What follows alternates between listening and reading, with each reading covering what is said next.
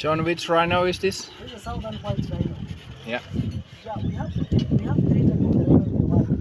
Oh, We have this one, southern white rhino. We have a black rhino. okay. We have a northern white rhino. Oh. So northern white rhino is in danger. Okay, there's only a It's few. in only two Two? in Kenya or Majeda Conservancy. So they are very busy. You're allowed to touch them, feed them. Wow. Just taking Like, easy. 3 hours from the road. Oh, nice. It's definitely doing the house. Oh, there's something in there as well.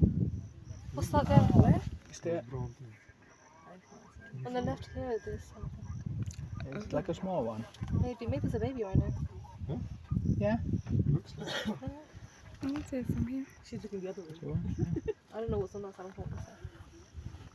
So you can see the lips, they are front. Hmm? For the black rhino lips, they look like a V-shape. Oh, the lips. And the black rhino, they are more smaller than the white rhino. Northern white rhino is more bigger than all. Rock. No, it's not. It's moving.